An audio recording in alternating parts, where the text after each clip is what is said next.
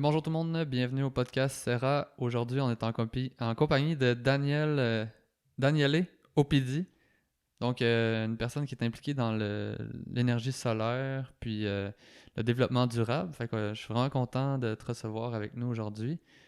J'ai hâte qu'on discute puis qu'on aille en profondeur. J'ai comme l'impression que tu as des connaissances sur ce sujet-là que peu de gens ont. Puis avec autant de profondeur. Puis j'ai l'impression aussi, pour avoir lu le début de ton livre, que tu es comme le spécialiste de toutes les statistiques environnementales, tu sais, de toute l'énergie qu'on utilise puis qu'on pourrait mieux utiliser. Fait que je pense que cette partie-là, ça va être vraiment intéressant, mais aussi de rentrer dans ton expérience parce que je pense que c'est important pour toi aussi l'expérience. Fait que, bienvenue au podcast Serra. Merci d'être là. Merci d'avoir fait la route pour venir nous voir. Merci à toi de m'avoir invité. Ça fait plaisir. Yes, puis j'ai envie que tu commences à nous présenter un peu ton parcours, tu sais, qu'est-ce qui t'a amené vers ça, puis où t'es rendu aujourd'hui.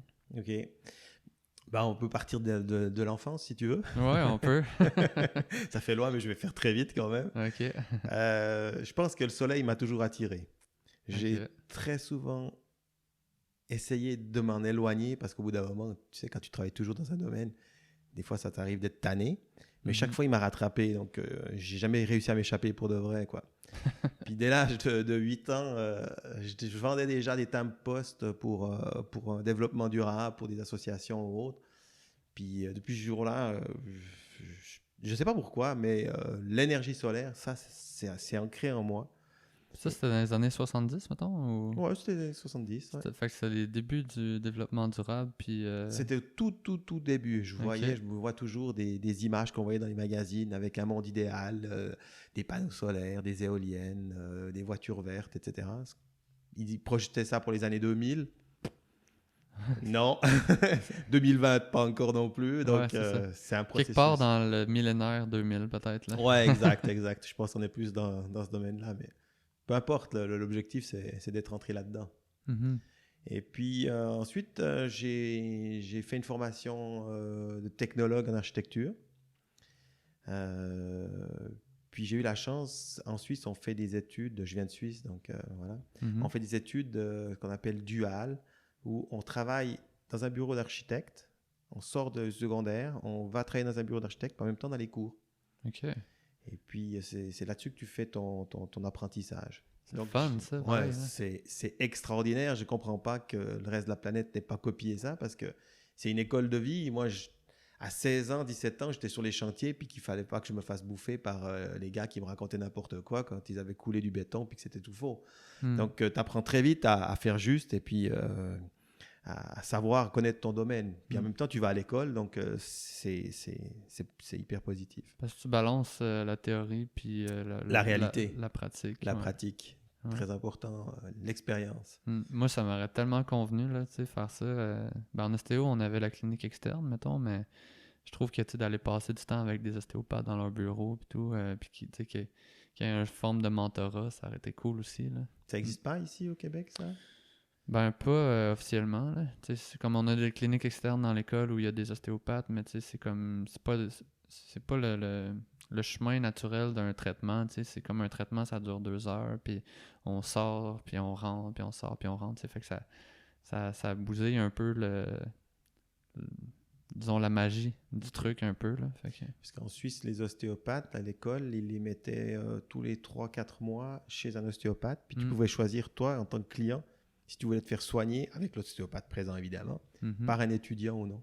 Ah ouais, ok. Ouais. Puis ça, on appréciait volontiers parce que souvent, c'était une approche différente de celle que tu avais l'habitude avec ton ostéopathe. Et puis, ça te permettait de voir aussi des techniques différentes. Fait que vous, c'est ça que vous faisiez en Suisse, là. Vous étiez dans le terrain avec les... Ben là, moi, j'aimais bien aller chez l'ostéopathe, mais disons que c'était pas... Non, mais en tant que technologue en ouais. architecture, tu sais, vous étiez dans le terrain avec des architectes, puis avec... Je gérais des chantiers. J'avais mon budget, j'avais mon projet à 17 ans. J'avais une maison à construire, puis il fallait que je me débrouille. Ah, Puis si je faisais faux, ben, c'était pour ma pomme. ah ouais. Ah ouais, c'était rapide. Mais là, t'étais supervisé, je peux pas croire, là. Bah oui, tu es supervisé, mais en même temps, tu vois, tu as ton maître d'apprentissage, comme on l'appelait.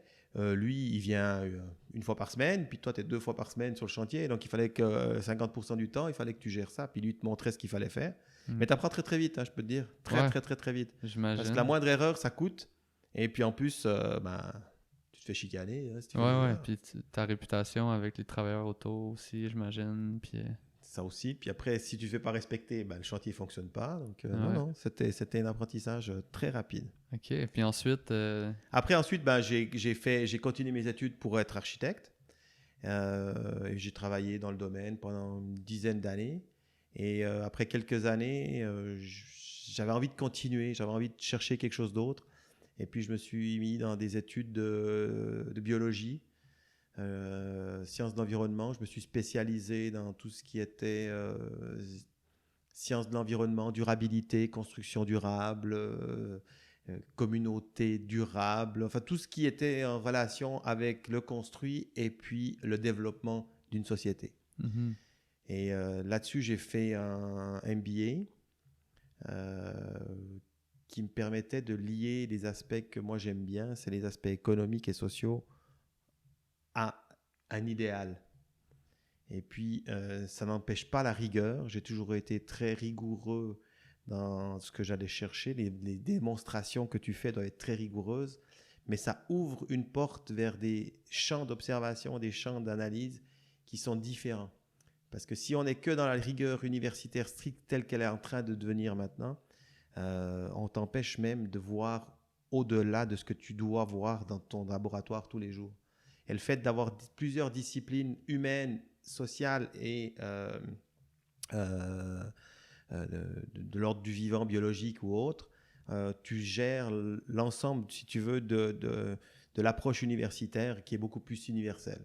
Puis c'est ça OK. qui m'intéressait. Puis j'avais un professeur en sciences de l'environnement qui, lui, a pris sa retraite, puis il m'a demandé de prendre sa place pour une formation. Puis c'est là que je suis rentré dans l'enseignement à l'université de Neuchâtel pendant une quinzaine d'années quand même. Puis j'étais pas à 100%, j'étais simplement à 20%, un jour par semaine, mais ça me gardait le pied dans l'ouverture, et puis en même temps, il fallait travailler, quoi. OK.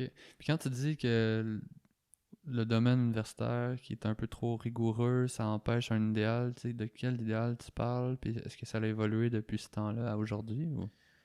En 20 ans, là, à peu près depuis le moment où je suis à l'université, le monde universitaire a changé, mais au niveau mondial, de manière radicale, très radicale. On était dans une approche universaliste où les professeurs avaient un sujet de prédilection, puis ils obtenaient des fonds pour aller, je ne sais pas, en Chine, récolter des plantes, et puis regarder quels étaient les principes actifs de ces plantes, et puis voilà, on faisait de l'exploration.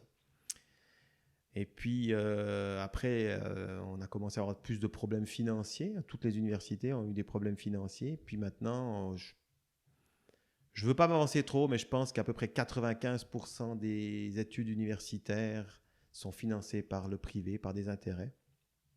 Et puis ces intérêts sont de toutes sortes, hein. Il y en a des bons, des moins bons. Ça arrange du monde. Ça n'a rien à voir avec du complotisme ou autre, mais disons que les bâtiments universitaires en Suisse sont nommés par rapport aux sponsors. Donc, voilà. Ouais, Si je te ça donne parle une idée, du ouais. bâtiment Microsoft, je ne pense pas que c'est un bâtiment qui est financé par la collectivité publique, on va dire. Mhm. Donc, voilà. Donc, puis en même temps, ça fait avancer la science aussi, hein, ça, je ne faut pas non plus le nier.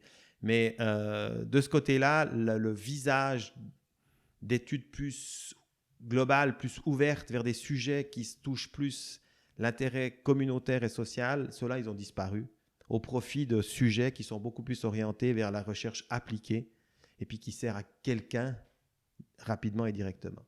Ça, OK. c'est la réalité. OK. Moi, je pensais que tu parlais d'idéal par rapport à, mettons, ton idéal de société, de développement durable, tu sais, puis que ça empêchait, d'être à l'université, ça t'empêchait d'être orienté vers ça plutôt que... Non, dans l'enseignement à proprement parler, en fait, tu peux faire Mhm. l'enseignement que tu veux. Mhm. Ça, c'est resté. OK.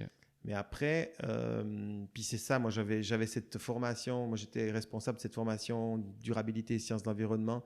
Comme on intégrait des sciences sociales aussi, on avait la liberté de parler de beaucoup de choses qui étaient beaucoup plus ouvertes. Mais ensuite, c'est vrai que je l'ai remarqué vraiment dans les 10 dernières années, des sciences plus exactes, comme la biologie, par exemple, où les professeurs deviennent hyper spécialisés dans un domaine. Ils sont tellement spécialisés qu'ils répondent à des exigences très claires du marché.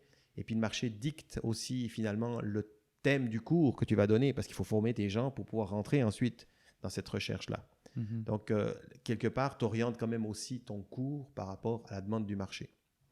Puis ça c'est vraiment très, très, très, on va dire, c'est dommage, puis en même temps néfaste pour la recherche universitaire, qui devrait être universaliste, en fait. Mhm. Et donc, ma question suivante, ça serait finalement, c'est quoi ta conception du développement durable? Puis, tu sais, parce que je lisais un petit peu dans ton livre que tu as écrit, que souvent l'idée qu'on en a versus qu'est-ce que c'est réellement, il y a comme un gap, surtout dans la tête de tes étudiants, parce que c'est quelque chose avec lequel tu aimais jouer, je pense, de vraiment leur faire croire, leur faire comprendre que ça peut être plus grand puis plus ambitieux que juste manger bio puis Ouais. végé, là, tu sais. En fait, si on parle du développement durable aujourd'hui, déjà, je pense qu'il n'y a pas beaucoup de monde qui sait ce que ça veut dire. Mm. Il y a encore moins de monde qui l'applique, mais tout le monde se l'est approprié.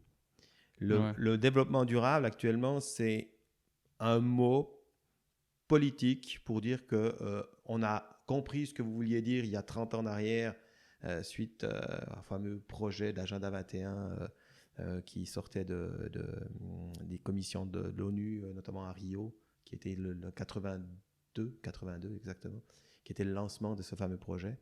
Puis maintenant, ça a été récupéré d'un point de vue politique et puis ça a totalement dégénéré en n'importe quoi. Ça, c'est la réalité. Maintenant, est-ce que le terme développement durable a un sens? Ça, c'est autre chose. Puis je pense que oui. Ouais. Pour toi, en tout cas, ça doit en avoir un. Ben, oui, c'est un concept.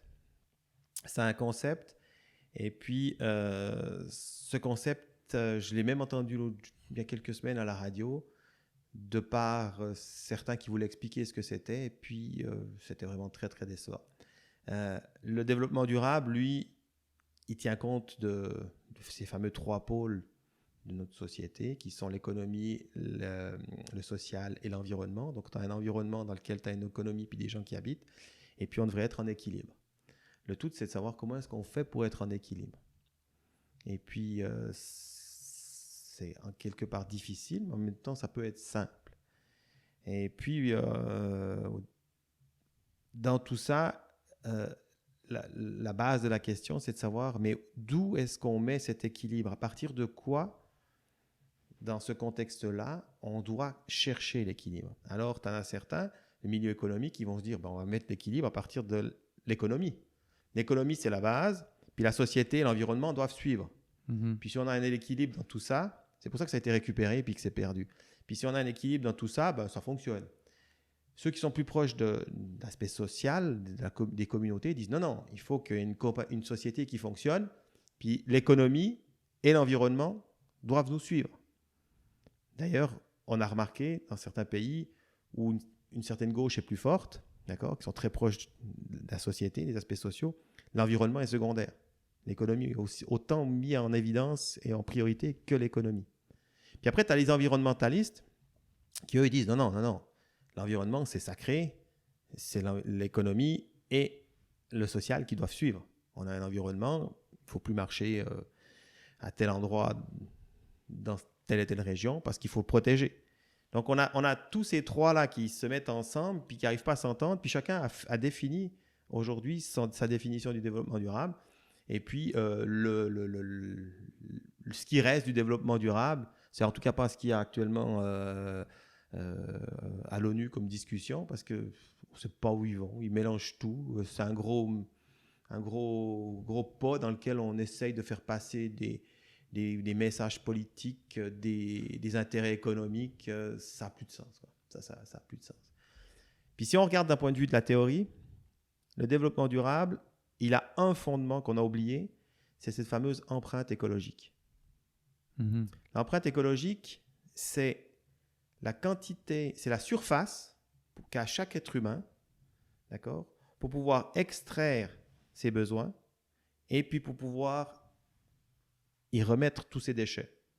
Toi, tu as une surface, d'accord, qui correspond à peu près à 3 hectares pour être simple, c'est un peu moins, mais c'est à peu près 3 hectares.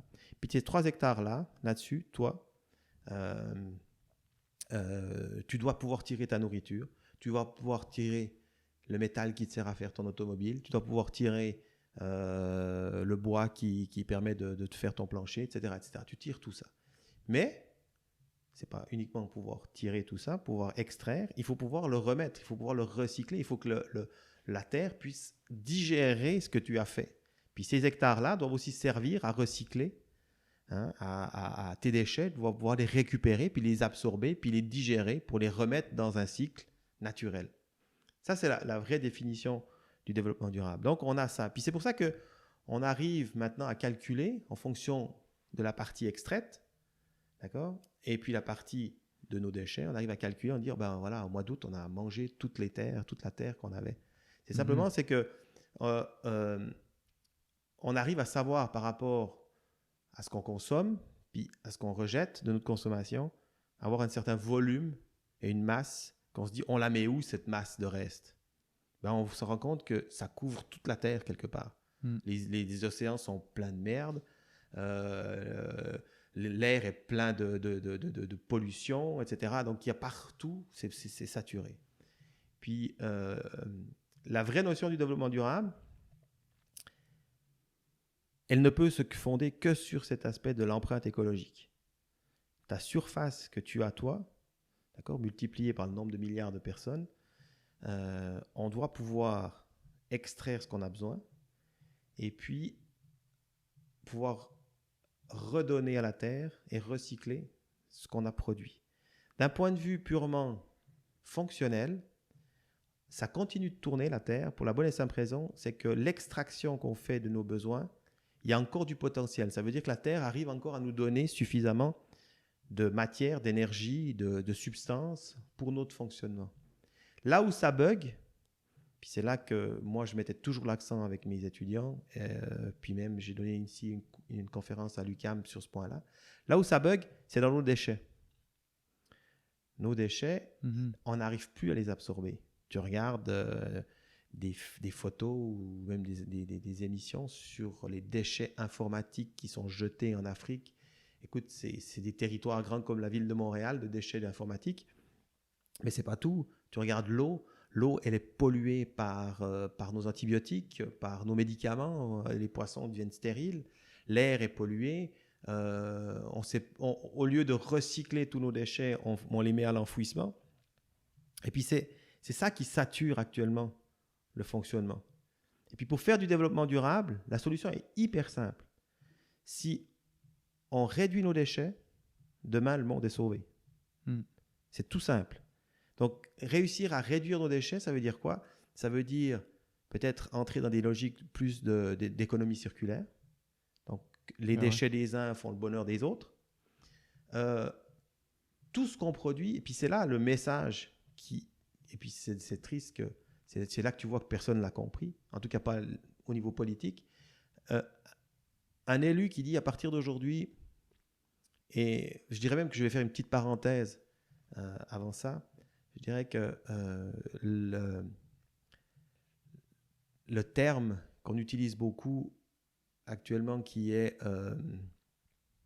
la décroissance. La décroissance, mais aussi la transition écologique, la transition énergétique, sont des termes pour moi qui sont quelque part à oublier, parce que la vraie transition qu'on doit faire pour avoir une adhésion de tout le monde dans ces principes-là, c'est la transition économique. Et la transition économique, c'est un terme politique. Ben ouais. Ce terme politique, à partir d'un jour où un seul gouvernement aura compris le message et puis qui dit aujourd'hui, à partir d'aujourd'hui, on va faire une transition économique. Demain, notre société doit continuer de distribuer du travail, doit donner à manger à tout le monde, doit donner une certaine qualité de vie à tout citoyen. Et pour y arriver, il faut qu'on fasse une transition, c'est-à-dire que les métiers qui sont les métiers de demain, c'est des métiers qui vont dans le sens de la réduction des déchets. Donc, en tant qu'État, je vais d'abord favoriser des sociétés, des compagnies qui, elles, ont comme objectif de réduire leurs déchets. Les autres peuvent continuer à vivre, il ne faut pas les tuer parce qu'on a une transition à faire. Mais l'aide de l'État va être réduite pour ces compagnies-là, d'accord, au profit des compagnies qui sont celles qui sont innovantes et puis qui vont dans le sens de la réduction des déchets. L'objectif, c'est que ça. C'est un message politique très simple, d'accord, et puis qui est très clair. Tout le monde peut le comprendre. Alors moi, j'ai une compagnie, je vais faire des autos. OK, c'est pas de problème. Je peux même en tant qu'État te soutenir. Ça va pas à l'encontre de la transition, faire des autos. Mais qu'est-ce que tu vas faire pour me prouver que ton auto d'aujourd'hui produira moins de déchets que celle d'hier? C'est tout ce que tu dois démontrer. Si tu as déjà réduit 30-40% des déchets de ce que c'était les voitures comme on a actuellement dans la rue ici, eh ben, tu vas dans ce sens-là. Puis toutes les compagnies qui se créent, et puis tout ce qu'on est en train de mettre en place devrait aller dans cette direction-là. En réduisant les déchets, sachant qu'actuellement le monde tourne parce qu'on a suffisamment encore de ressources, mais il ne faut pas trop tirer non plus sur la corde parce que ça va un jour péter. On a suffisamment de ressources pour le faire fonctionner. Il suffit simplement de, maintenant, dans cette empreinte écologique, de réduire nos déchets pour que la Terre puisse les absorber. Puis tout ça, recycler. Arrêtez de mettre dans les sites d'enfouissement. Je ne comprends pas qu'il y a... Pendant le confinement, on en parlait de compagnies qui faisaient du recyclage qui ont fait faillite. Les compagnies de recyclage devraient être milliardaires. Ouais. Le recyclage, c'est une richesse incroyable. J'ai toujours dit, si j'avais encore eu plus d'argent, là, il y a une usine en Belgique qui coûte 3 milliards. Je suis allé la visiter. Tu rentres n'importe quoi, de manière un peu grossière, hein, je t'explique. Tu rentres n'importe quoi à l'entrée. À la sortie, tu as les lingots qui sortent. Tu as les lingots de métal, tu as les lingots même d'or, parce qu'il y a beaucoup d'informatique, il y a beaucoup d'or et de métaux précieux dedans. Tu as le plastique qui est recyclé, il ressort tout. Puis après, il les vend. Puis comment qu'ils le divisent, mettons, est-ce que c'est des procédés chimiques ou est-ce que c'est à la main ou... Ouais, c'est surtout mécanique, mais il y a beaucoup de procédés. Il y a d'abord aussi, au départ, beaucoup de manuels. Puis après, une fois qu'on a commencé à casser les éléments, on les passe dans différentes machines. C'est soit chauffé, c'est soit mécanique, c'est vibré. Il y a toutes sortes de choses, mais elle arrive à trier, je pense, à peu près 90% de tout ce qu'il y a comme déchets dans n'importe quoi. J'allais dire, le problème, c'est aussi la façon que nous, on jette. On a 3 options maintenant, avec le compost, le recyclage, puis les poubelles. C'est comme 3 options parmi toute la gamme de produits qu'on peut jeter. Mais si tu dis que c'est possible de séparer tout ce qu'on recycle, peut-être que c'est plus encourageant. Ben, c'est pas impossible. En Suisse, on était arrivé à payer son sac de poubelle à peu près 2 piastres, je crois. Le petit sac comme ça, que tu jettes, c'est ça? Que tu jettes. Ouais. Tu payais 2 piastres. Okay. Par contre, derrière, il y avait une machine de guerre qui te permettait de recycler toutes les clous et les vis et n'importe quoi dans les bons bacs. Ça partait directement ensuite dans les déchetteries. Et puis, à la fin, nous, on avait, je pense, un sac de poubelle toutes les 2 semaines à jeter, de choses qu'on n'arrivait pas vraiment à trier. Puis là derrière, c'était vendu. Okay. C'était vendu. Tout ça partait dans une économie circulaire. Il y a des gens qui sont spécialisés dans la récupération du plastique, d'autres, les métaux précieux qu'on récupérait, le zinc, le plomb, le cuivre, l'or, tout ça, ça c'est facile. Hein, il y a une grosse demande sur le marché. Et puis tout le reste aussi, le bois. Moi, j'ai une usine où je fais des maisons solaires. Et puis, j'ai cherché quelqu'un qui m'envoie pas à l'enfouissement mes déchets. J'ai des déchets de bois quand même si j'essaye de faire attention puis qu'on se sert vraiment pour faire ça le mieux possible. J'ai payé pour même trier, puis finalement, ça partait à l'enfouissement. Donc, j'ai été très énervé parce que... ouais. Puis ça, c'est dramatique, quoi. Je dirais, ici, il y en aurait le moyen de faire... de recyclage, mais de rendre riches des compagnies. Mais après, tu as la concurrence du bois qui est coupé dans les forêts, puis tu as celui qui arrive du recyclage. Donc là derrière, il y a des intérêts économiques. Puis, OK, où est l'équilibre? Il y a une opportunité d'affaires dans ça, en tout cas, dans ce que j'entends. Là. Il y a une opportunité à faire, mais en même temps, il faut soutenir ces compagnies qui arrivent avec des produits innovants faits à base de recycler. Ouais, ça coûte cher. Là. J'imagine le coût au démarrage, ça coûte pas cher. N'importe qui passe ça. Là. Non. Mais on n'a pas le choix. On est en train d'entasser des déchets, c'est ça le problème. Puis ça, le développement durable est fondé que sur, en guillemets, Actuellement, déchets. c'est nos déchets, nos problèmes. C'est pas le reste. Puis les déchets sont partout, tu sais. C'est pas juste ceux qu'on met dans les poubelles, tu sais. C'est ce qui sort des voitures. C'est les déchets, quasiment les déchets humains aussi. Médicaux, Puis... beaucoup, beaucoup. La Mm. médecine est en train de polluer les eaux, c'est quand même complètement fou. On trouve dans les eaux, même dans le nord ici, des eaux polluées par des antibiotiques, par des pesticides, par l'agriculture. Il y a beaucoup de choses comme ça. Les déchets c'est un très vague domaine. C'est un très Mhm. vague domaine. Donc là, toi, tu as mis beaucoup de réflexion dans le développement durable, puis tu t'es dit quelle action je peux entreprendre pour régler ce problème-là, mais c'est parce que c'est un problème qui a de multiples facettes, c'est-à-dire que on peut le prendre sous différents angles, puis une personne seule n'a pas le pouvoir de régler tout ça, mais toi, j'imagine que tu t'es un peu donné cette mission-là quand même, dans ce que je peux comprendre, puis il y a un certain temps, tu as choisi l'énergie solaire. Est-ce que c'est parce que tu croyais en cet aspect-là plus qu'à d'autres? Oh, il y a une chose qui est certaine, c'est qu'on entend beaucoup de choses sur des nouvelles énergies, des choses, et puis on attend. Et puis la seule énergie actuellement qu'on sait qui fonctionne, qui existe, et puis qu'on peut la produire en grosse quantité pour pouvoir suppléer à nos besoins, c'est l'énergie solaire. On n'en a pas d'autre. On peut mettre l'éolienne, mais l'éolienne, c'est de l'énergie solaire. Mais bon, ça c'est un petit peu un détail technique. Ouais. Mais je veux dire, on n'a pas d'autre solution. J'ai fait des calculs parce que j'ai entendu, quand je suis arrivé ici, Hydro-Québec qui voulait construire un nouveau barrage. Je ne me souviens plus exactement où c'était, mais enfin, un nouveau barrage. Investissement 6 milliards. 6 milliards.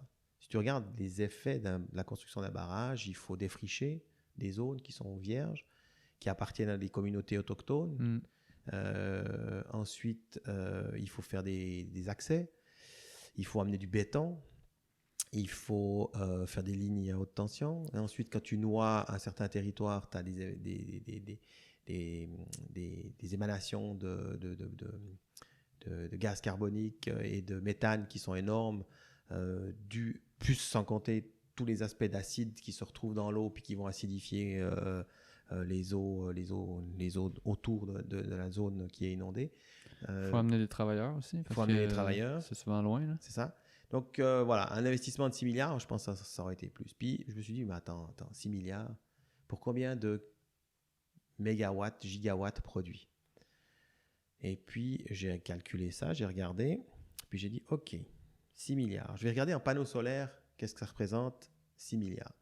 Puis j'ai plus les chiffres en tête, là j'aurais dû les regarder avant de venir, mais je pouvais acheter plus de panneaux solaires en termes de gigawatts produits que ce que produisait le barrage. Je dis, ok, c'est déjà pas mal.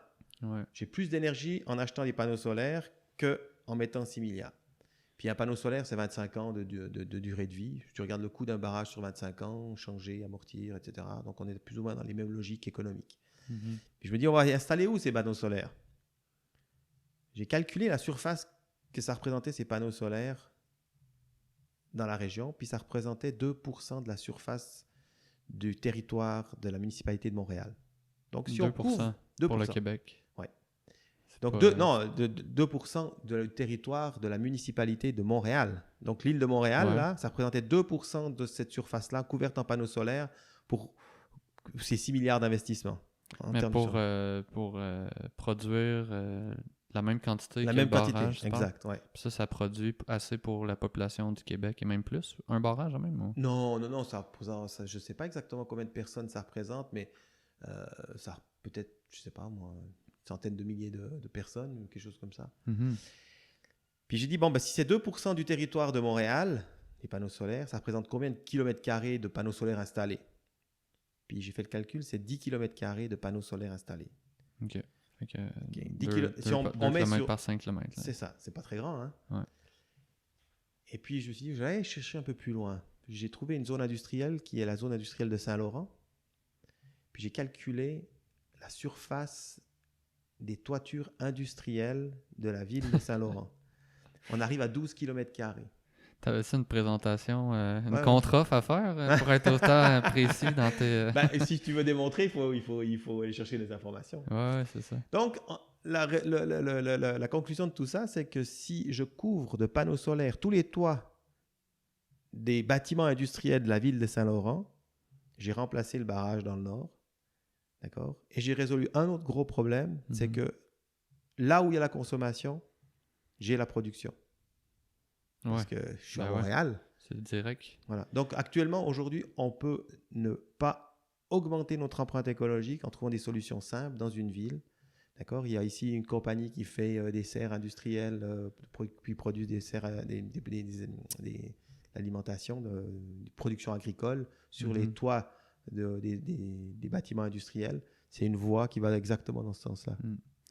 Après, j'imagine qu'on peut se questionner aussi c'est pourquoi ils font ce choix-là. D'un, j'imagine parce que, premièrement, c'est qui investit? C'est le gouvernement ou c'est Hydro? Ou c'est un peu la même chose, mais je veux dire... C'est parce que Hydro, là, quand ils prennent des décisions en fonction de leur expertise, premièrement, puis en fonction de leur... c'est ça, leur direction et leur intérêt, parce que ça reste que c'est une entreprise distincte, pareil, du gouvernement, mais parce qu'après... Puis là, on pourrait introduire un peu notre ami Jeremy Rifkin, dont je parle souvent, qui lui incite les entreprises de pétrole à se convertir plus en des entreprises c'est-tu de pétrole ou d'électricité? Il y a les deux. Je pense qu'il parlait d'électricité, puis il disait, au lieu d'être ceux qui produisent soit avec des centrales nucléaires ou autres moyens, puis d'avoir un système vertical, qu'il y a les producteurs en haut, puis ils distribuent dans tout le grid, là, dans tout le système au complet, de plus devenir les gestionnaires de l'énergie. Ça veut dire que de fournir un système, puis quand t'en as trop d'énergie, tu peux le remettre dans le système, puis quand t'en as besoin, là, tu peux l'acheter. Fait que là, si t'en produis chez vous, fait que là, ça décentralise ça décentralise la production puis le système. Ça veut dire que peut-être qu'Hydro-Québec aurait intérêt à aller dans cette direction-là aussi, puis de décentraliser.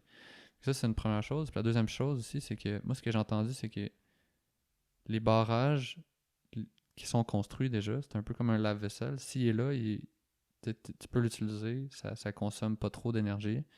Versus si tu le construis, là, toute la matière que tu dois utiliser, là ça pollue plus. Mais s'il est là, c'est bon. Ça veut dire que ceux qui sont là, je pense qu'on est dans l'endroit où que l'énergie est la moins chère à cause, puis la moins polluante, vu qu'ils sont là. Mais si on en construit un autre, c'est là que ça devient polluant. Puis, c'est ça. Non, une chose est certaine, c'est que les barrages actuellement, c'est de l'énergie renouvelable. Puis il ne faut pas les enlever parce que ça fait la richesse du Québec. Maintenant, est-ce qu'effectivement, il faut en reconstruire d'autres? Ça, c'est une autre question. Et puis, est-ce qu'on peut faire mieux en termes d'empreinte écologique? Ça, c'est la troisième. Mais toi, tu m'as posé deux questions dans ta question. Ouais. Un, c'est la vision globaliste, puis l'autre, c'est pourquoi est-ce que Hydro-Québec, entre guillemets, ils ne vont pas forcément dans cette direction? Ouais. Moi, je suis né dans une culture, l'Europe, la France, la Suisse, l'Allemagne, où nos ministères se sont créés de l'énergie, nos ministères de l'énergie se sont créés sur la base du développement du nucléaire. Donc, on a engagé des ingénieurs nucléaires. Quand on est arrivé pour leur parler de solaire, de panneaux solaires, pour eux, c'est des peanuts. Ça ne marche pas. Ils ont une vision de fonctionnement global du système. Puis cette vision globale du système, ce n'est pas décentralisé avec des productions de panneaux solaires à gauche, à droite. Donc, ils n'étaient pas du tout dans cette logique-là. Rifkin, lui, ce qu'il fait, il a une vision globale des gros producteurs d'énergie et puis de la redistribution dans les réseaux en fonction de l'équilibre du réseau. C'est une vision très globaliste. Moi, je m'éloigne un petit peu de celle-là parce que je suis beaucoup plus dans la solution locale. Puis ça, c'est le solaire qui m'a amené à ça. Je prends un exemple. Actuellement, si on doit électrifier des villes dans des pays en voie de développement, si on doit leur créer un réseau global, d'accord, ça va coûter tellement cher, tellement cher, qu'ils ne pourront pas se le payer. Donc, c'est pour ça que ça ne se développe pas. J'ai été confronté à plusieurs projets dans les pays en voie de développement, puis c'est pour ça que je connais la réponse, mais on n'a jamais réussi à le faire passer, malheureusement, parce qu'il y avait toujours les grosses compagnies qui arrivaient par derrière avec des projets globaux, justement de développement. Il faut faire des centrales, il faut faire des choses. Mais la réalité, c'est que la production décentralisée, elle permet beaucoup plus de résoudre à court terme les besoins en énergie des gens. Si moi, je t'installe des panneaux solaires sur ta maison, puis que tu as un système qui permet au moins de faire de la lumière, au moins un peu de charger ton téléphone, tu as déjà peut-être résolu 80% de ton problème. Si tu dois attendre que le réseau, déjà rien que pour le mettre en place, il faut 10, 15 ans pour le mettre en place, ben pendant 10 ou 15 ans, tu vas continuer à souffrir de ta situation simplement parce que tu n'as accès à rien du tout. Et la décentraliser et puis réfléchir de manière décentralisée et locale, je pense que c'est plus la solution que la vision globale de Rifkin. Les mécanismes sont les mêmes, mais je pense qu'il faudrait descendre plus au niveau local. Et le Québec, c'est une configuration, je dirais, locale. On n'est pas dans quelque chose qui est si grand, c'est important. On a une richesse qui est l'énergie hydroélectrique. Et puis, le fait de combiner l'hydroélectricité avec d'autres énergies renouvelables, et j'ai l'impression que c'est dans cette tendance-là aussi qu'est en train d'aller la nouvelle directrice de Hydro-Québec, c'est la solution. On ne va pas continuer à créer des barrages, c'est cher, et puis en même temps, il faut qu'on trouve des solutions rapidement. Puis ça, je pense que c'est la bonne voie. OK, puis je pense qu'il y a le coût. Je crois que j'avais éteint. Ouais, c'est pas grave. On va prendre une petite pause. OK. Puis, dans le fond, il y a le coût aussi des panneaux solaires qui diminue à chaque année, tu sais, parce que dans le sens que ce qui fait que l'hydroélectrique est vraiment pas cher, c'est qu'elle est très basse, mais est-ce que tu penses qu'un jour, les panneaux solaires vont être encore plus bas? Parce que là, on est vraiment pas cher là, dans l'hydroélectrique. Puis... Actuellement, la parité du coût kilowattheure solaire et kilowattheure hydro, ça fait déjà peut-être 5 à 10 ans, 5 à 10 ans à peu près qu'en Europe, c'est atteint. Et depuis l'année passée, la parité panneaux solaires, kilowatts produits, panneaux solaires et hydro est atteint ici au Québec. OK, fait que là, le choix, il est économique maintenant. Là. Il est politique. Mais je veux dire, tu peux faire un choix économique versus faire un choix environnemental seulement, tu sais. Exact. OK, fait que c'est quand même intéressant pareil, là. Ah, ben bien sûr. Puis, tu peux jumeler les deux, puis ça va revenir au même, tu sais. Ben, ils produisent pas... Déjà, ce qui est intéressant, c'est que le solaire, lui, il produit tous les jours, mais pas la nuit. L'hydroélectricité peut produire la nuit, puis il y a des périodes où c'est plus difficile à produire. Il y a les périodes d'hiver, il y a les périodes d'été, il y a les périodes de crue, il y a les périodes de décrue, il y a toutes ces périodes-là. Donc, c'est pas non plus linéaire. Pour le solaire, c'est la même chose. Il y a des périodes où ça produit, on est sûr que ça fonctionne la journée, et puis la nuit, ça fonctionne absolument pas. Donc, on peut jouer sur ces différents types de production pour pouvoir offrir ensuite aux clients l'électricité au bon moment. Donc ça, c'est quelque chose qui est même intéressant, au fait d'avoir deux types d'énergie différentes qui produisent à des moments différents chacun. Ben ouais. Donc les pics peuvent être plus balancés avec ça. Puis à Montréal ou ailleurs en région, combien ça coûte ces installations-là à peu près là, pour une maison, une familiale? Ça, c'est hyper compliqué à répondre parce que on va partir sur un autre point ah ouais, okay. qui est important, c'est de savoir comment est-ce qu'on veut effectivement intégrer, puis ça a été mon choix à moi, comment est-ce qu'on veut intégrer l'énergie solaire dans une maison. Si je dois mettre un panneau solaire sur une maison normale qui consomme, on va dire, 3 à 5 000 $ par année d'électricité, il faut beaucoup de panneaux solaires pour payer ces 3 à 5 000 $. Puis ici, on sait, vu que le coût est très bas, l'amortissement réel, d'accord, on n'a pas de subvention du gouvernement comme dans d'autres pays. Il faut 27 ans minimum pour pouvoir amortir un panneau solaire. C'est d'un point de vue purement économique. Okay. Donc, c'est pas forcément intéressant de se dire, moi, j'achète des panneaux solaires. Même si ma thermopompe et ma fournaise, je vais pas faire un calcul économique pour l'amortir. Mais sur les panneaux solaires, on fait un calcul économique toujours pour les amortir. Mais enfin, bref, ça, c'est un autre. Ouais, c'est ça. Mais là, tu as dit 27 ans, puis tu as dit que ça durait 25. Fait que... alors 25 ans, c'est la garantie qu'on te donne. Et puis, c'est la durée de fonctionnement d'un panneau solaire à 100%. Okay. Puis après les 25 ans, il peut commencer à baisser en termes de production. Okay. Donc ça veut dire que moi, j'ai installé des panneaux il y a 35-40 ans, ils fonctionnent toujours. Ah ouais. Ouais. Mais la garantie qu'on doit te donner, c'est 25 ans à 100% de fonctionnement ou 80% de son fonctionnement. Okay. Donc ça veut dire peu importe, là, on a les panneaux solaires, ça va durer. Après, tu peux les changer. S'il y en a un ou deux qui brisent entre-temps, c'est pas grave. Ok. Mais pour faire une vraie maison, puis c'est pour ça que moi, je me suis mis dans les maisons. Je suis retourné dans mon amour d'enfance, l'architecture, faire des maisons solaires. C'est que avec les maisons, là, aujourd'hui, là, on a un produit qui est juste extraordinaire. On peut faire des maisons qui ne consomment plus rien. Mhm.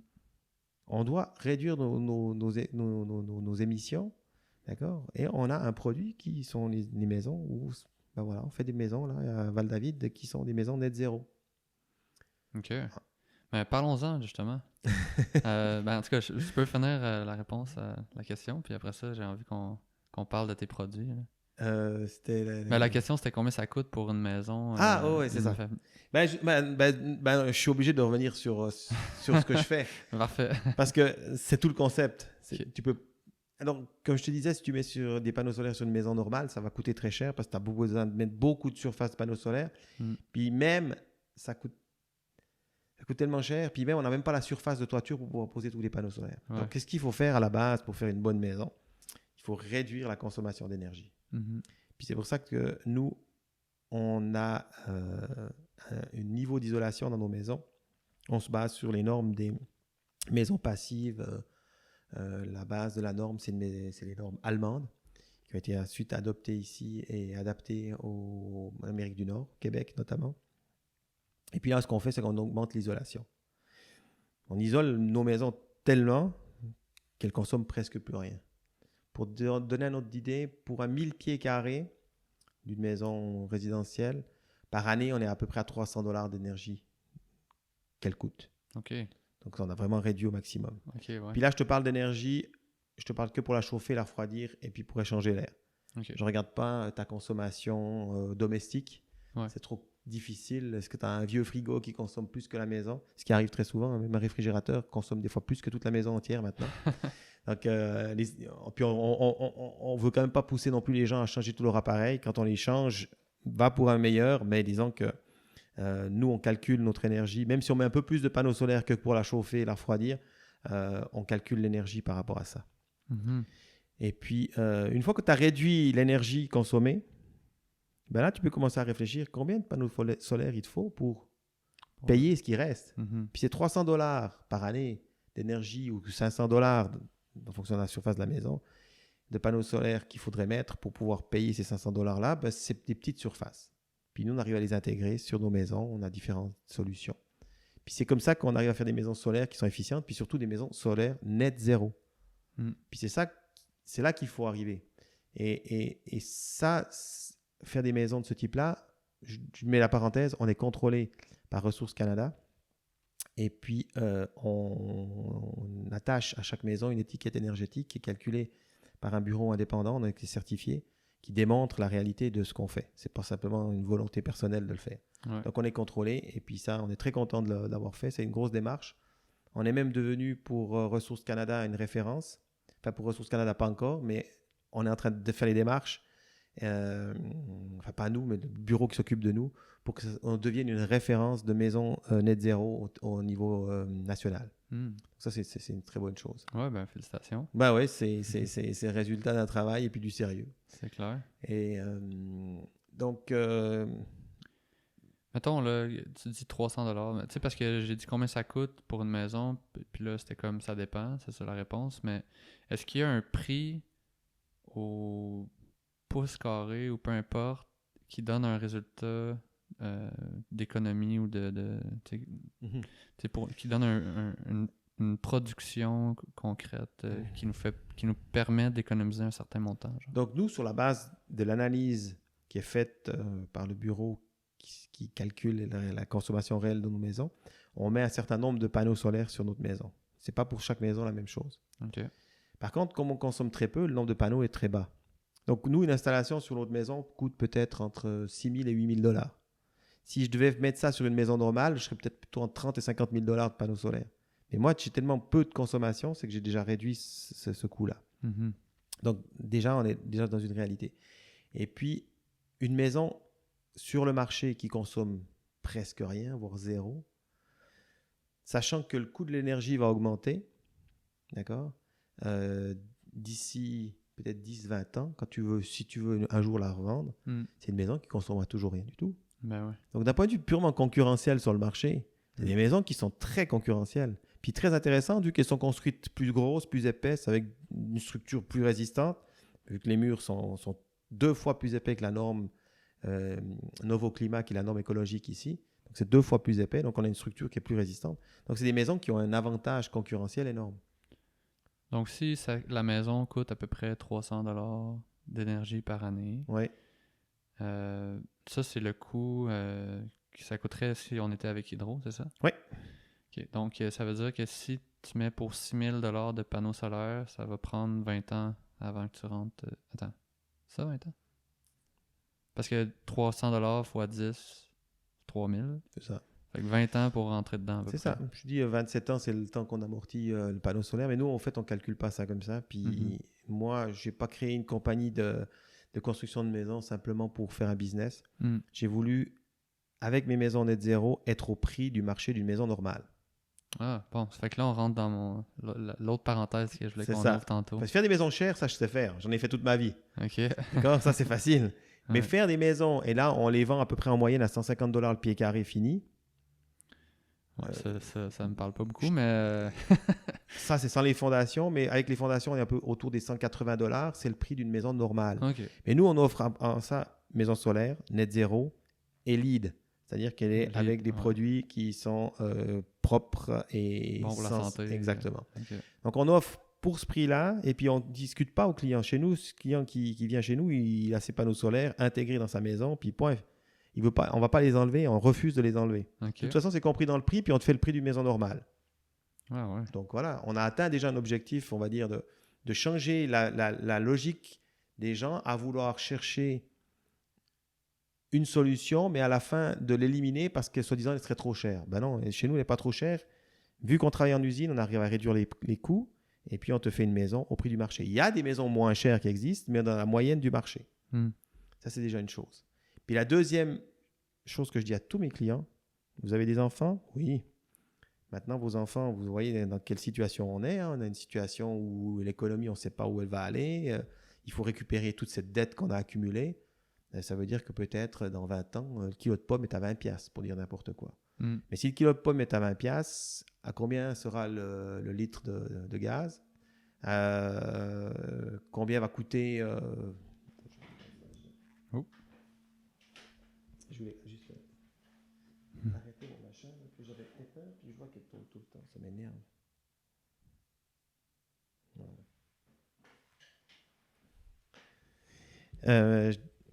Au fait... le kilo de pommes à 20$. C'est ça, kilo de pomme à 20$. Si le kilo de pomme est à 20$, combien ça va être le litre de gaz? Combien ça va être vivre, aller travailler, etc. Donc, si ta maison ne coûte rien, tu auras donné à tes enfants déjà un élément essentiel dans sa vie, c'est habiter. Et puis habiter, s'ils peuvent habiter et puis avoir un certain confort pour continuer à vivre, ben, ils ont déjà gagné un pas sur le futur. Puis ça, c'était la base de toute ma réflexion dans notamment ce que j'ai écrit dans le livre, et puis je reviens à la fin, c'est que mon titre, c'est « L'architecture solaire sauvera la planète ». Si dans le foyer, on arrivait à prendre conscience, dans son foyer, donc je dis la maison, on arrivait à prendre conscience de l'écologie, ce que ça représente d'économiser les déchets, les fameux déchets de la base. Une maison, ça émet des gaz, ça émet des polluants, même Hydro, ils produisent, et puis même si on a de l'électricité, c'est quand même des déchets qu'on produit. Si on arrive déjà à prendre conscience de ça, puis on veut une maison qui soit net zéro, qui permette d'économiser toute cette énergie, je pense qu'on a déjà, d'un point de vue purement personnel, fait une démarche tellement importante que quand on sortira de sa maison, on va vouloir ça aussi pour le reste, même si ça prendra du temps. C'est une démarche qui va prendre peut-être encore une centaine d'années, 200 ans, j'en sais rien. Mais si toi, tu vis à la maison de manière pas exemplaire, parce qu'exemplaire, c'est pas le bon mot. On ne veut pas donner un exemple, personne ne veut donner un exemple. C'est simplement pour toi, tu le fais pour toi. Ouais, cohérente, mettons. Cohérente, exact. Ouais. Voilà. C'est là-dedans que... C'est pour ça que j'étais un peu prétentieux dans mon titre. J'ai dit l'architecture solaire. C'est parce que la maison, c'est le foyer. Et si toi, à la maison, tu as cette logique, tu as transmis ça à tes enfants vont continuer dans cette démarche-là, puis ça va changer. Hmm. Hmm. En tout cas, ça donne le goût de s'acheter une maison chez vous. C'était pas le but de faire de la publicité, mais... Ouais, ben non, mais tu sais, en même temps, je veux dire, c'est normal, là, tu sais. Si tu dis c'est le même prix qu'une autre maison, c'est Ben ouais, sûr que le choix il est quand même clair, là, tu sais. je sais. Puis, est-ce que vous avez différents modèles? Ils se ressemblent tous? Sont toutes différentes? Ou à quoi ils ressemblent, Ça ces fait 2 maisons-là? ans que j'ai ouvert ma compagnie avant d'avoir tourné un petit peu dans d'autres compagnies pour apprendre à construire. Et puis, j'ai encore, enfin, pas moi, mais mes clients ont encore la chance, c'est que je vais voir chaque terrain. Chaque terrain a un esprit différent. Chaque terrain a une histoire différente. Chaque client a un des souhaits différents. Puis, je redessine à chaque fois les maisons. Puis ça, c'est ce que j'aime faire le soir quand je suis relax à la maison, quand ça m'arrive encore de pouvoir être relax à la maison. Mhm. C'est que je dessine pour chaque client sa maison. Puis avec ça, je personnalise et puis j'arrive à donner, l'histoire que le client recherche par rapport à son environnement et puis donner quelque chose de construit qui soit cohérent, comme tu l'as dit tout à l'heure, par Mhm. rapport à ses besoins. Ça, c'est encore la chance. Donc, on met des modèles sur Internet. On a des modèles sur Internet, mais on n'a pas mis les plans exprès. Parce que les gens ils nous appellent, ils sont où tes plans? Je veux les voir parce que moi, je veux voir si ça marche. Et je dis, non, non, reste tranquille. Cette maison-là, elle te plaît? Ok, je viens voir ton terrain. Sur la base du design de cette maison, je vais te redessiner en fonction de ton volume. Parce que si toi, tu as besoin de 2000 pieds carrés, c'est pas la même chose que si tu as besoin de 1000 pieds carrés. Et puis là-dessus, je vais personnaliser ton projet. Ça, c'est encore la chance actuelle. Puis j'aimerais le garder le plus longtemps possible parce que c'est toujours une histoire qu'on peut raconter à tout le monde. Mais malheureusement, si on grandit trop, ça risque d'être plus difficile de pouvoir Ben ouais. assumer ça. Donc, on a beaucoup, beaucoup de maisons qui ne sont pas sur Internet, qu'on a dessinées pour tous nos clients. Presque toutes. Il y a peut-être que 20% des modèles que j'ai là qui ont été refaits tels quels. Puis quand tu passes dans la rue, est-ce que tu pourrais dire ça, c'est une maison qui a été construite par Dan ou non? T'sais, est-ce qu'ils ressemblent, ils ont un look différent? Parce que, tu sais, moi je suis un peu au courant, là, mais pour avoir fait un peu des cours avec Solution Era, mais genre, est-ce que les fenêtres sont toutes au sud avec toute la matière qui est à l'intérieur, pour que ça coûte plus cher comme ça, c'est pas juste une question d'isolation, là, c'est aussi une question de design, fait que vous êtes là-dedans pas mal aussi. Là. Bon, on nous dit, moi je ne sais pas, on nous dit qu'on a un style particulier à nous. Est-ce qu'on les reconnaît dans la rue? Si quelqu'un, moi, comme j'ai l'œil averti, je connais les différents styles et puis les détails qui font la différence de différentes maisons Mhm. et des constructeurs. J'arrive à le voir, mais on a un style tout à fait particulier, ça c'est sûr. Ça, vous allez sur Internet, on a un style à nous. Mm. Euh, Bon, j'ai hâte de les voir en tout cas. ouais. J'ai pas vu encore, là, mais j'ai hâte Maintenant, d'aller voir ça. est-ce que tu te promènes, un inconnu se promène et puis ils disent oh c'est une Highland, ça je sais pas. Mhm. Ça serait très flatteur, mais Ouais. j'ose pas imaginer. Ok. Bon, mais super. Fait que là, tu me disais, vous en avez construit une trentaine en 2 ans. Ouais. C'est quand même fou, pareil. Là, tu sais, c'est pas 30 cartables ou 30 appareils. Tu sais, c'est comme des maisons. Là, c'est des gros projets, Ouais, pareil. c'est Là. des gros projets, c'est sûr. Ça veut dire que vous en avez plusieurs qui roulent ou... De maison? Ben, tu dis que vous les faites en usine, ça veut dire que vous en avez plusieurs qui roulent en même Ah temps ouais, ou... on arrive à faire jusqu'à 3 maisons par mois s'il le faut. Aïe, aïe. Et puis là, on Ok. va mettre en place un deuxième chiffre parce qu'on a la demande pour Noël, là, il faut qu'on livre. Et donc, par année, on arrive à produire, s'il n'y a pas de confinement qui vienne nous couper entre deux, on Mhm. arrive à produire quand même 36.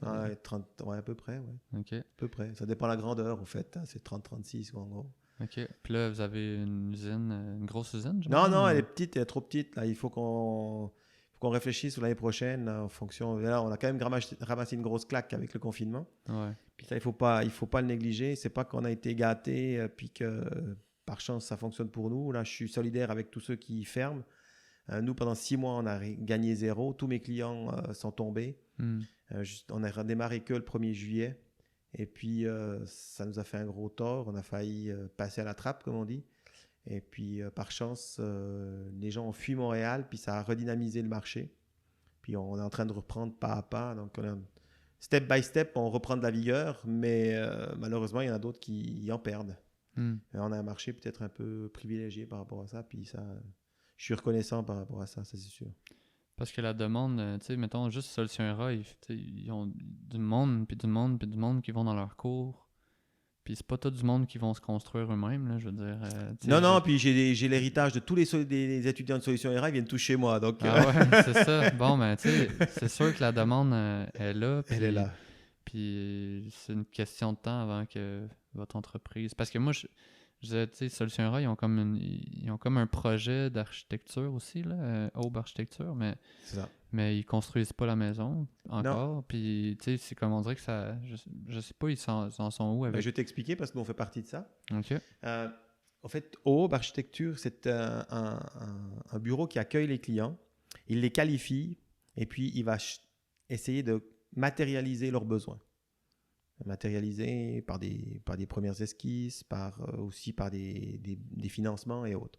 Puis après, il les distribue sur un panel de constructeurs qui sont sélectionnés, qui répondent à leurs valeurs.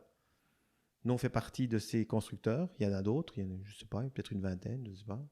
Et puis l'objectif, c'est d'espérer qu'un jour, il y en ait 200, 3000, je ne sais rien, qu'on se fasse tous concurrence, entre guillemets, mais dans la bonne direction. Mm. Et puis là-dedans, justement, Solution RA nous distribue ses clients. OK. Ceux qui veulent construire avec nous, évidemment. OK, d'accord. Puis vous livrez partout? Nous, on livre partout dans toutes les provinces. En Ontario, on a livré à l'île du Prince-Édouard. Il y a des demandes maintenant du côté des États-Unis aussi. Ça doit coûter cher, là, livrer une maison dans toutes les provinces. Ouais, l'île du Prince-Édouard nous a coûté quand même Combien ça coûte, mettons, une livraison 15 de 000. 15 000? Puis ça Ouais. prend combien de temps? Ah, ça prend 2 jours, ça c'est facile. Ça. 15 000 piastres, c'est Ouais. fou, mais c'est parce que ça prend toute une équipe de... Il y a des le voitures devant, camion. des voitures derrière, Ouais, c'est déjà ça. Ensuite, il faut traverser plusieurs frontières, il y a des contrôles, il y a des normes, il faut payer les taxes, il faut payer les choses, ça va Aïe, vite, aïe. ça va vite, ça va Ok. vite. Mais C'est pas ce que je préfère, je dois dire très franchement, mais bon. mais 15 000 sur une maison de 300 000, c'est quand même pas... Non, c'est pas cher par rapport super, au... Ouais, c'est sûr. C'est- Ouais. c'est sûr, mais quand tu le regardes juste sur une transaction, c'est quand Ça même fait- cool. Ah, mais crime, je suis vraiment content d'entendre parler de ça puis de voir que ça va bien. Est-ce que vous avez de la difficulté, mettons, tu sais, côté financement, il doit y avoir du monde qui ont envie de vous backer, hein, tu sais, puis est-ce que, point de vue gouvernement même aussi, tu sais, sans juste être dans une logique d'entrepreneuriat que si ça respecte votre budget, on va vous prêter de l'argent. Est-ce qu'il y a comme... Il y a comme une écoute, tu sais, du point de vue du gouvernement. Y a-t-il des gens qui vous Alors, d'un supportent? point de vue, on va dire, d'un programme quelconque, non. On est en concurrence avec n'importe quel type de compagnie, puis c'est là que c'est difficile, quelque part. Hmm. On participe à la transition mais en faisant nous-mêmes ces efforts-là. Puis, ma foi, tant pis, ce sera notre sacrifice pour les générations futures. Hmm. On a essayé d'entrer dans plusieurs programmes gouvernementaux, notamment sur les réductions à effet de serre, sur les économies d'énergie. On n'a jamais été qualifié. Pourtant, on économise 90, 100% d'énergie. Ben oui. Est-ce qu'on a atteint l'objectif fixé par ces programmes? Oui, mais il y a toujours eu un obstacle entre deux. J'ai jamais compris pourquoi. Au niveau des banques et autres, eux, il n'y a pas de logique non plus à financer plus quelqu'un qui est dans ce genre de programme que nous. Donc, on est au même niveau. Et puis, en fait,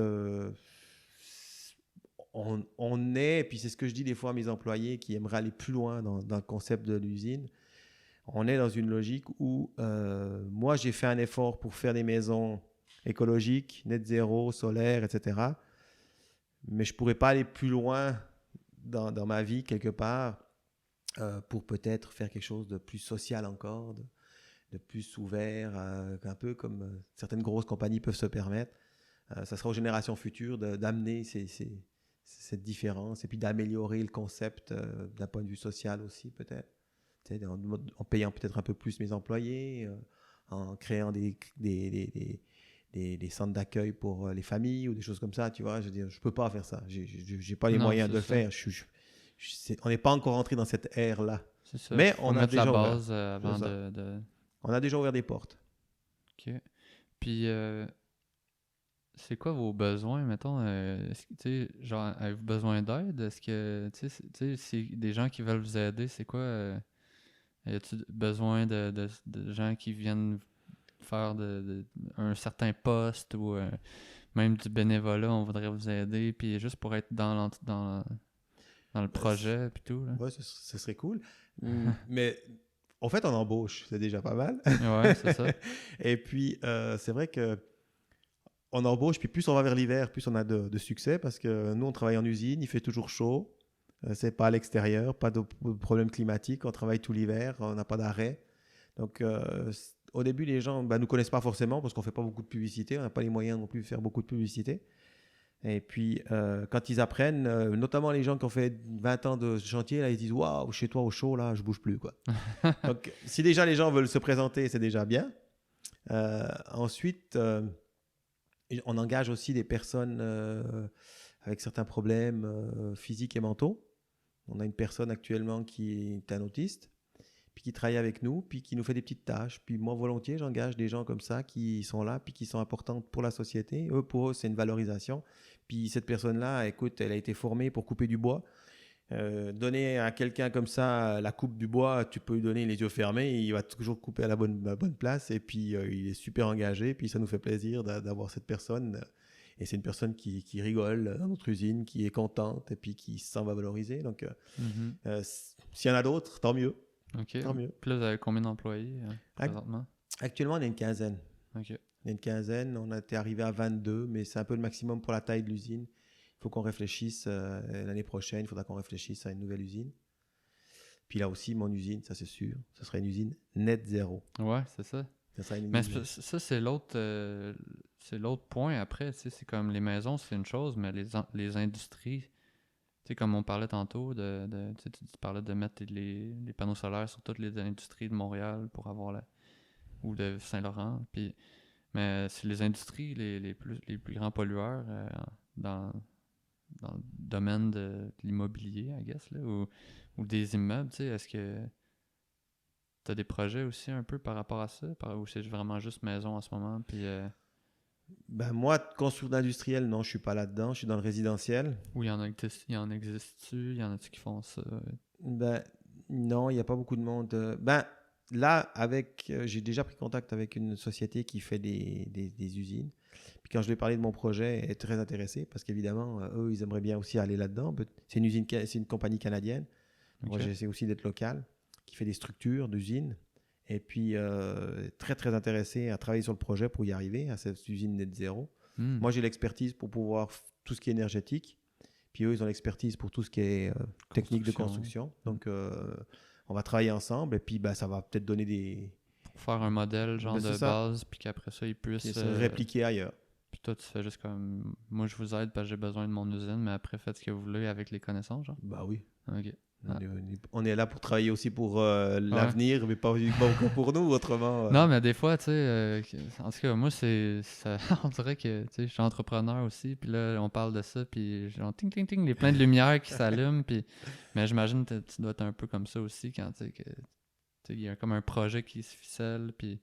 C'est-à-dire que je pense qu'en tant qu'entrepreneur, je pense que tu vas ressentir et puis tu vas sûrement adhérer à ça, c'est que on a une part de nous-mêmes qui nous oblige à faire du business, puis il y a une part de nous-mêmes qui travaille pour un certain objectif à long terme. C'est ça. Puis ça arrive, moi ça m'est arrivé plusieurs fois là. J'ai travaillé dans les panneaux solaires après avoir lâché un peu l'architecture, mais je suis vite revenu dans l'architecture maintenant parce que moi j'ai gagné de l'argent puis j'en ai perdu beaucoup.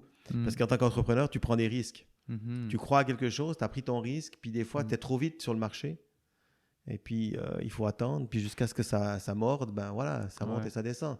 Après, si tu veux être entrepreneur sans prendre de risques, mieux vaut travailler dans une banque, puis travailler avec l'argent des autres, et puis au moins tu dépenses pas ton argent, puis le risque est très calculé. Mais un entrepreneur qui lui travaille pour un certain idéal, ne serait-ce même pour une paire de chaussures, mais il a son idéal de chaussures, il va prendre ce risque-là.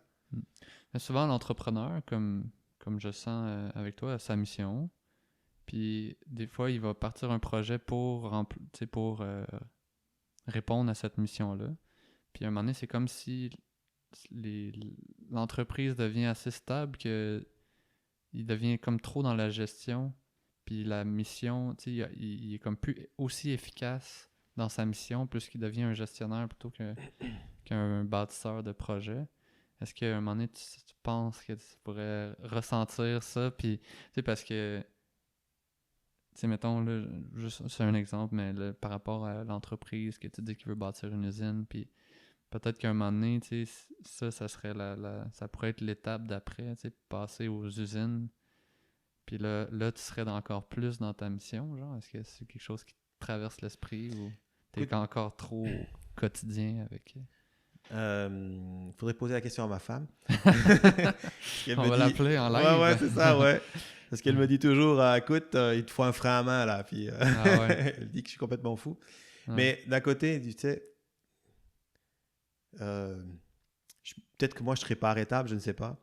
Mm. Mais en même temps, les entrepreneurs, c'est beaucoup d'énergie. Ben oui. Puis au bout d'un moment, ils sont fatigués. Mm. Et puis, ils ont fait un pas dans cette direction-là. Puis, ça tourne, ça fonctionne. Ben écoute, je laisse les générations futures reprendre s'il faut, puis continuer. Mhm. On peut pas les blâmer de ça. Hein. Des fois, ça va loin. Hein. C'est clair. Tu dors pas forcément toutes les nuits de la même façon. Mais je sais pas. Moi, je pense qu'effectivement, je serais plutôt dans la tendance à continuer à vouloir développer et puis Mm. mettre quelqu'un à la place et puis continuer à développer des projets. Ouais. Ouais. Je pense que je Mais ferais assez ça. je pense que c'est surtout quand t'as les bons partenaires, à un moment donné, tu vois que l'opportunité arrive, tu sais, puis au lieu de te dire, tu sais, comme quand tu pars un premier projet, puis t'es un peu à contresens, là, va falloir que tu pagayes beaucoup, mais des fois, quand t'as fait ton nom, comme toi, tu sembles l'avoir déjà quand même bien fait, ben, ou en tout cas, ça commence, là, je sais pas, mais à un moment donné, il y a du monde qui ont envie de se joindre, puis qui sentent le... Mais ces gens-là, des fois, ils ont de plus en plus de moyens, puis tu sais, comme... souvent ça qui se passe avec les entrepreneurs des startups américaines qui lâchent un projet, puis là, l'autre après, tout le monde veut investir parce qu'ils savent C'est que ça vrai. a marché avec eux. Fait que les projets d'après, ils deviennent plus comme le visionnaire du projet, puis ensuite, ils puissent déléguer sans vivre tout le stress de manquer Des ressources. de ressources. Ouais, c'est Ben ça. oui, je le ressens quand même. Je ne vais pas le cacher. Hmm. Maintenant, avec le solaire, ça a quand même fait des hauts et des bas assez violents. Il y a beaucoup d'argent il y a 20 ans en arrière, puis maintenant ça a baissé parce qu'il y a eu l'émergence des marchés asiatiques qui ont mené beaucoup de la vie dure à toutes les compagnies européennes et nord-américaines. Il y a beaucoup d'argent qui s'est perdu, des milliards qui se sont perdus à cause de ça. Maintenant, l'Asie a le monopole de ça. Puis, si tu veux travailler dans le solaire, ça a été très ingrat. Très, très ingrat. Et on s'est fait peut-être des noms. Moi, j'ai été président du pôle suisse de technologie solaire pendant quelques années. Ben oui, ça fait un nom, mais en même temps, il n'y a plus d'industrie maintenant en Suisse parce que tout a été racheté par les Asiatiques et ils ont tout fait migrer ça dans leur pays. Puis ce pan d'économie s'est effondré. Donc, on a perdu aussi une certaine crédibilité, pas par rapport aux compétences techniques et à la vision, mais par rapport au marché qui s'est délocalisé. Puis ça joue aussi en faveur et en défaveur. Maintenant, je suis dans un marché qui, lui, est plus stable parce que les maisons, je ne peux pas les construire en Chine puis les amener construites ici. Donc, on est dans un marché local pour un business local et puis dans un concept de durabilité locale. Donc, ça, c'est quelque chose qui est plus stable. Puis c'est là qu'effectivement, on peut retravailler de nouveau sur une image en disant non, le panneau solaire a perdu, si on veut, une place sur le marché, mais il est toujours aussi utile, voire encore plus utile pour l'intégrer dans nos usages, dans nos utilisations. Puis d'ailleurs, moi, je suis arrivé sur le marché du photovoltaïque, pas parce que j'avais déjà posé les panneaux solaires sur les premières maisons, c'est parce que j'avais déposé des brevets. J'ai une quinzaine de brevets dans le domaine des panneaux solaires. Puis j'ai déposé des brevets sur la base des besoins des gens. J'avais analysé les besoins des gens, puis j'avais développé des produits qui correspondaient aux besoins. Parce que faire un panneau solaire, c'est bien, mais si tu ne sais pas comment l'intégrer, tu ne sais pas comment l'utiliser, c'est là toute l'affaire. Mettre sur des toits, ok, ça se met sur des toits, mais ils n'ont pas tous des toits, ils n'ont pas tous. Donc il fallait inventer des produits qui soient des produits, des consumer products quelque part, dans le domaine du solaire. Puis moi, je suis arrivé là-dedans. Puis c'est ça ça a surpris les gens en Europe. Ça a surpris d'avoir des produits qui étaient d'intégration de panneaux solaires. On pensait un panneau solaire, un truc rectangulaire et c'est tout. Puis en fait, je suis parti avec des logiques totalement différentes.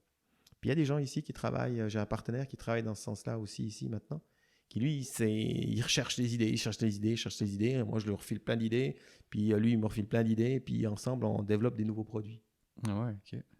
C'est comme ça que ça avance. Puis juste une dernière question qui n'a pas vraiment rapport, mais qui a rapport en même temps. Tu sais, on parle beaucoup de Tesla, là, puis SolarCity, je pense, la compagnie d'Elon Musk qui fait des toits. Avec des tuiles.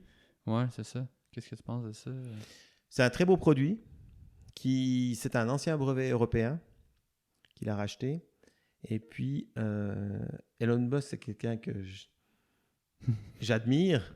Ok. Mais en même temps, c'est un fin économiste. Quand il a besoin de faire remonter ses actions, il achète des produits qui ont une belle image, puis il les met en place ici, puis quand tu mets en place une belle image, ça fait augmenter les actions. Mhm. Mais en même temps, moi j'ai installé des tuiles comme ça solaires en Europe, et puis on a arrêté. Pourquoi? Parce qu'une tuile, c'est tout petit. C'est tout petit, c'est quelques volts. Et puis après, il faut faire un filage entre ces différentes tuiles de faible voltage pour en faire des strings, comme on les appelle, de plus haut voltage, jusqu'à ce qu'on arrive à du 48 volts ou, je ne sais pas, d'autres voltages. Actuellement, on a différents types de voltages.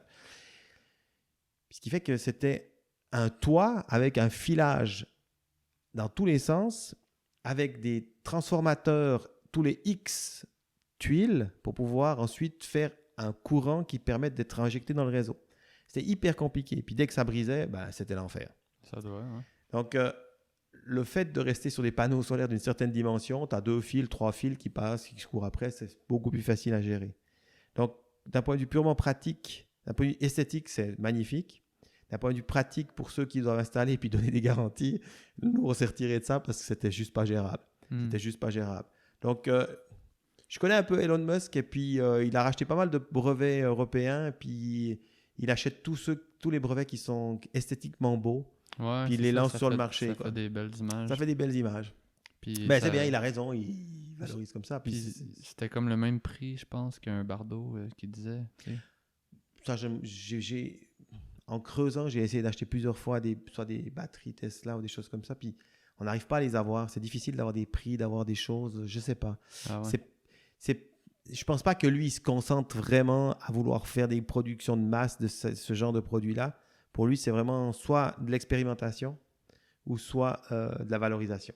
Ok. Donc, pour le moment, il est dans ces Tesla qui sont des voitures qui sont en avance de 30 ans sur toutes les autres autos. Mm. Il a une vision de tout ce qui est effectivement production délocalisée de l'énergie qui est exactement celle qu'on propose, celle qu'on prône, c'est-à-dire délocaliser des unités de production puis faire ce qu'on appelle des microgrids, des réseaux plus petits, locaux, comme dans le Nord par exemple ici. Tu prends un village, tu fais un réseau qui lui appartient et puis ils ont, à partir d'énergie solaire ou d'autres sources d'énergie, ils ont leur production d'électricité puis c'est pas une ligne à haute tension qui traverse tout le Canada pour arriver jusqu'à chez eux. Parce que s'il y a une panne l'autre bout, la panne elle arrive jusqu'au village. Donc cette logique-là, lui, il est en train de la mettre en place à différents endroits. Okay. Il est très visionnaire sur l'avenir de l'énergie et autres. Et puis, il a les moyens surtout d'aller jusqu'où il veut. Quoi. Mm-hmm. Puis lui, il se fait supporter aussi. Ouais, il a atteint un niveau. Il est peut-être parti plus nanti que moi par rapport à ça aussi. En tout cas, Dan, c'est super intéressant. Merci beaucoup d'être venu participer au podcast. Puis comment on fait pour... ton site, c'est Island, I-L-A-N-D? Islandsolaire.com. Island Solaire. En français, Island, I-L-A-N-D. Island, c'est tiré de Island, l'île, en anglais. Mm-hmm. Et puis, quand on a lancé mes produits au début, je posais la question de savoir comment est-ce qu'on allait appeler ça. Puis, on s'est vite rendu compte que c'était des îles d'énergie, des îles d'autonomie. C'est ça. Donc, on est parti sur Island. Au début, on voulait le dire en italien, Isola, mais Isola, c'était pas forcément la même chose. Puis, Island, ça s'est bien mis en place. Mm-hmm. On a enlevé le S pour en faire un iPhone version Land. Ouais, peut-être pas directement, mais disons c'était surtout pour en faire une marque. Ouais. Parce que tu peux pas forcément marquer, breveter ou en tout cas protéger un nom commun. Donc voilà. Puis est-ce qu'on peut se procurer ton livre aussi, si jamais... Ouais, alors j'en ai sur Amazon. OK. Et puis autrement au bureau, chez moi. OK. Donc on accueille tous ceux qui veulent venir visiter l'usine, prévoir... planifier une maison, on invite tout le monde volontiers. C'est à Val-David, c'est ça? C'est à Val-David, oui. Ah, super. Cool. Ben, merci beaucoup d'avoir participé au podcast. Ça fait un plaisir. Ouais, merci à toi.